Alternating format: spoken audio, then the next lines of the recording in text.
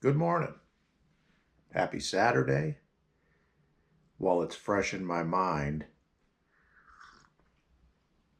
I want to put this out there. Uh, don't worry about the hair game. This is all in transitional development stages. We're all kind of like getting this pumped up for later. It'll be coming in real nice, I promise. Um, so, actually, let me see real quick. I wrote in my notes. Um, I don't know what I wanted to title this. I think it's the moment you see your own moral high ground in another, because we're all mirrors of each other, we're all a reflection of each other, we're all a part of each other, coming from the same place. Based off that idea, um, last night had a little get together around the fire, and interesting thing happened where somebody was telling me about this friend of mine and their opinion about a situation. Yeah, hey, you need to take a look at this, and blah blah blah. And I'm like, I don't see how I can take a look at that, because maybe I'm just ignorant to it, or I'm not supposed to see that. And that may frustrate you, I don't know, but like I can't, I can't address something that I'm unaware of. And it was kind of like, well, okay.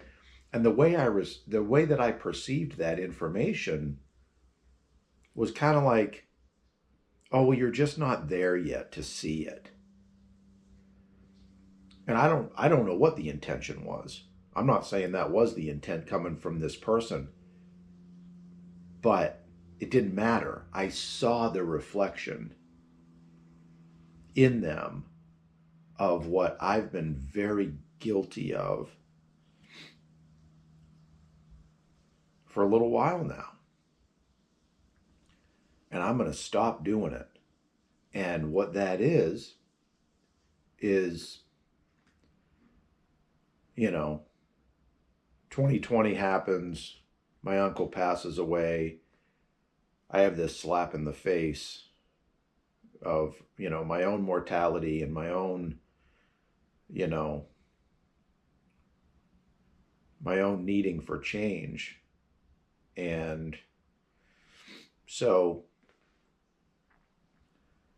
when I started to become a little bit more self aware and started getting into knowing and, kind of finding out who I am and what makes me think and feel the way that I do and what makes me do the things that I enjoy doing, and,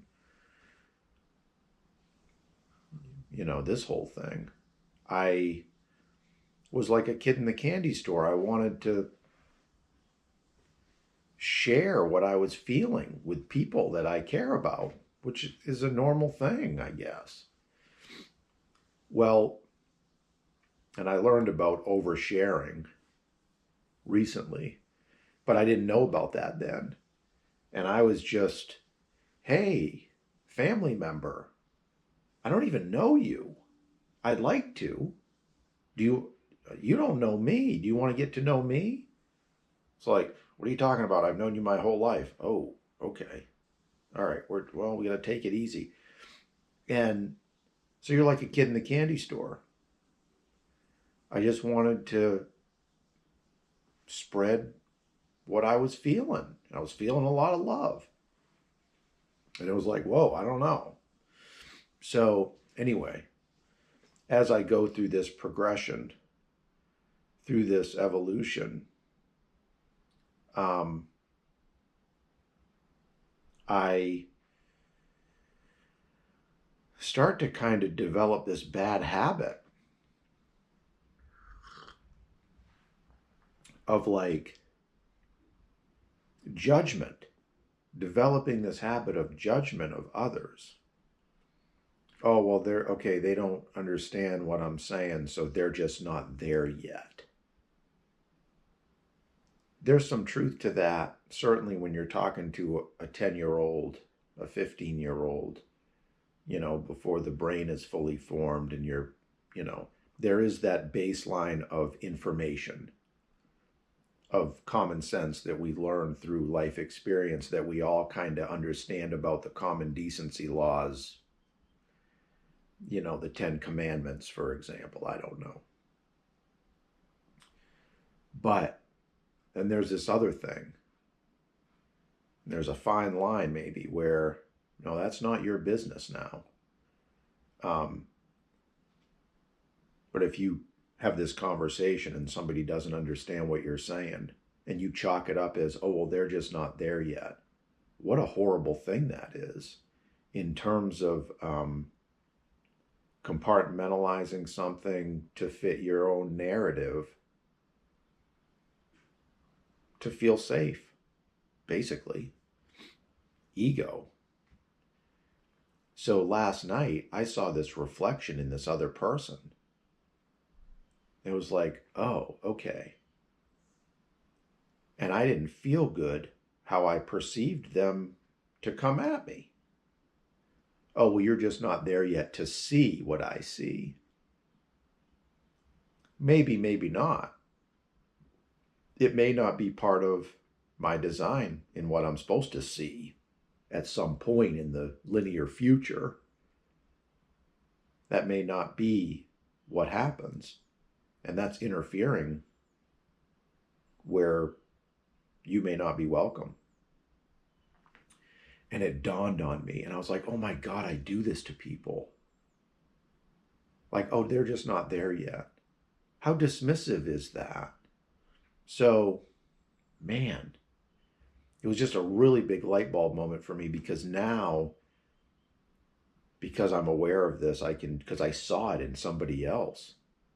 And I didn't see maybe how other people see me as the same sort of way that I was doing it to them. Well, I saw somebody doing it to me last night through my perception of receiving that information. Well, big game changer. That's why I'm all pumped up this morning. Because now I can deprogram that through my own forgivability and acceptance of how I was. This is in real time. This is happening in real time last night. That's why I'm all cranked up on this. And I'm thinking about all these times where I would, oh, well, they're just not there yet. Yeah, well, maybe they're never going to believe that, some of the things that I believe. My experiences don't make something gospel. God, it's almost, I was a little bit ashamed, and then I forgave and accepted, or I accepted and I forgave in some order, that nature. And then I was able to let go of that. We're a culmination of all things that brought us to this point. And so there's self-love and self-care that comes in on that big time. And so now I get to, I stop doing that. I'll give you one big example. Oh, well, the quantum mechanics thing and this idea that everything is built on bandwidths of sound and light energy. I believe that fully because I know it through my own experiences. My own experiences confirm that knowing. So it's beyond belief or trust or faith in some idea. I was talking about this in another video, but that really gives it merit to me, is when you experience it. It's like, oh, but I've been making this mistake that other people are just going to experience the same thing and interpret it the same way as I do. So not true. Man, and so I'm going to change that. I'm going to change that starting today because I've been doing that. Oh, well, they're not there yet. Again, there's a fine line between, having that idea about a 10-year-old and having that idea about a 50-year-old. Whether I'm right or wrong doesn't matter. I don't need to push that because it's not going to make anybody feel good. It makes them feel slighted. I can't imagine where that would make anybody feel good. It didn't make me feel good last night. And I was super pumped up about it because I was like, oh my God, that's the reflection. That's an example of seeing the mirror. We're all mirrors of each other. That's an example. And it was like, oh my God. And that creates more of an abundance of empathy and sympathy for others, because if we're open to it, we can learn when we're not in a classroom setting and we're not told to read a book and there's a test at the end of it. It's not like that.